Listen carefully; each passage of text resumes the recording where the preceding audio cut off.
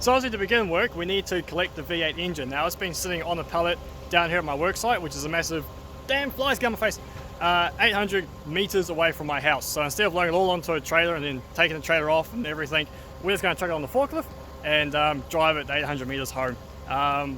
Yes, that is the ambulance. That's the F250 that we will be rebuilding. Well, not so much rebuilding, just refreshing. Get off my face, flies. Australia, man, it's crazy. We're just waiting for parts to arrive and then we'll get into that.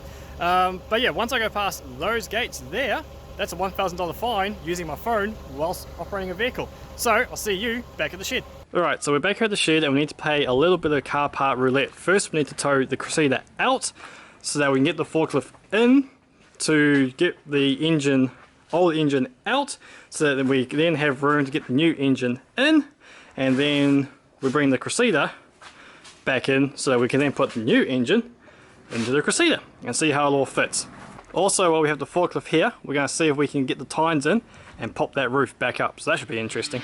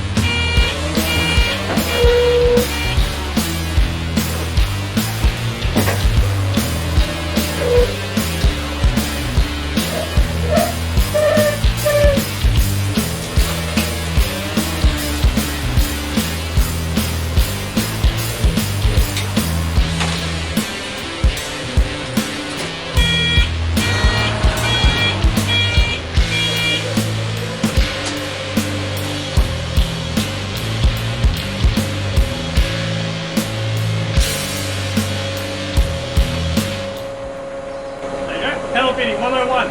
Use the forklift. So before we get too carried away, let me explain to some of the new subscribers and new viewers what we're actually trying to achieve here. So a lot of you have seen that I have a 1979 MX32 Cressida that I pulled out of the bush to restore. Right? This is a Ford 5.4 litre V8 and it will be repowering our Cressida.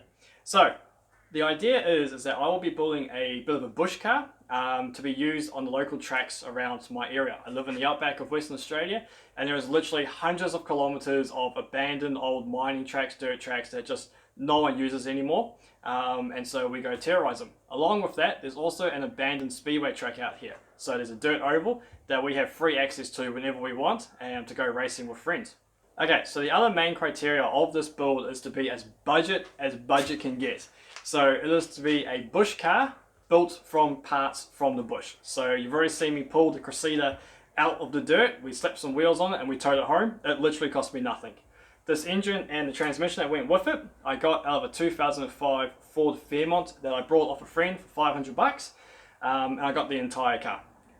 So everything we need to put this into there is sitting in my front yard at the moment. So any other major parts that I need or have to change, I have to source from the bush. So yeah, I'm not allowed to go out and buy any new parts. Obviously we're going to need a custom drive shaft made to make this driveline combo work with the diff.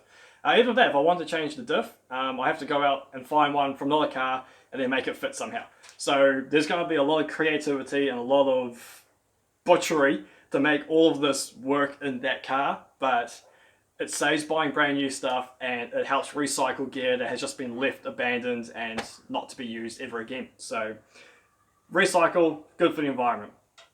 Anyway, let's get that transmission bolted up to this motor and then let's even see if it's going to fit into the hole that we've made in the Cressida.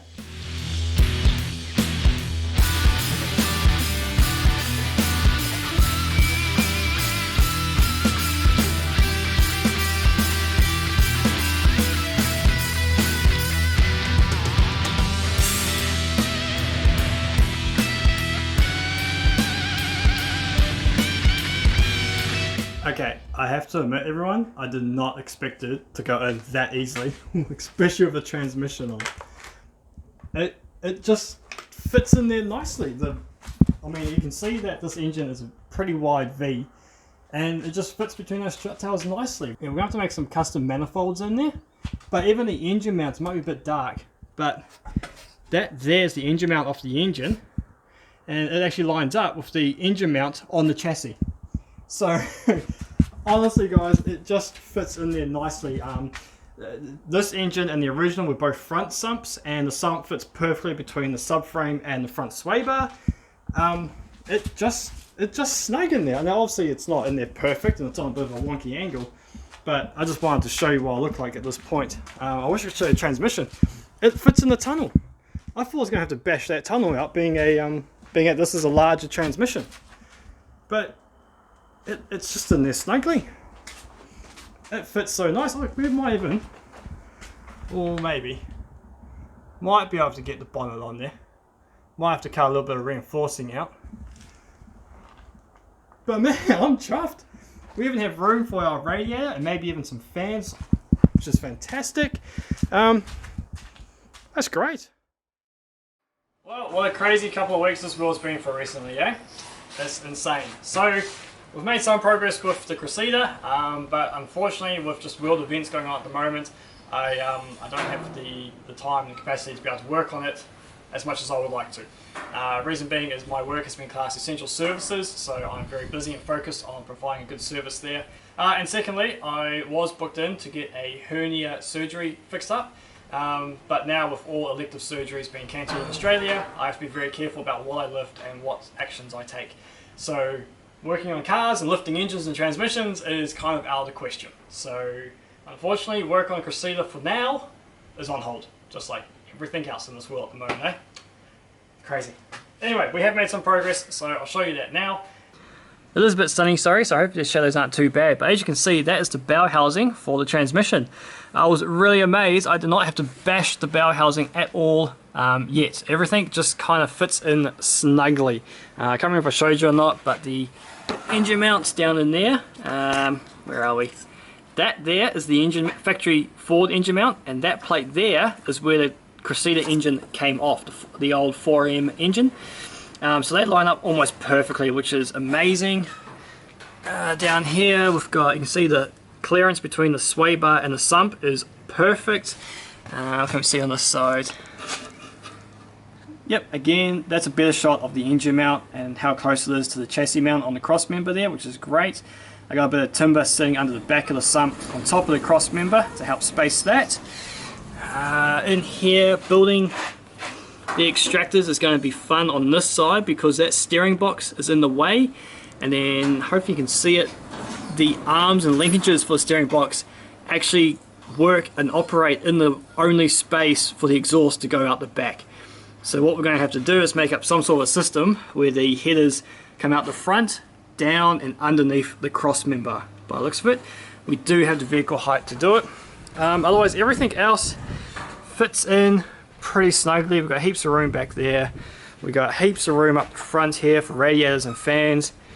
This is going to work out pretty well in the long run once we can finally start doing some work on it again safely. Alright, so that is everything that I've done to the Cressida so far, and that's pretty much how it's going to sit until all this coronavirus stuff is dealt with. To all the people watching who are in lockdown, New Zealand, France, Germany, Italy, USA, many different countries and cities around the world, hold in there guys, we'll get through this together and keep supporting each other and keep showing the community some love. We'll get there. I am still allowed to go out and about in the bush, so if I can't make videos on this Cressida getting work done, I can still go out bush and show you some of the wrecks and we can go exploring that way, and hopefully then you can feel like you got out of the house and come check out some of these wrecks with me. So if you want to see that, put a comment down below and I'll go out and see what I can find for you all. Until then guys, stay safe, support each other through this time, and we'll see you on the next one. Bye.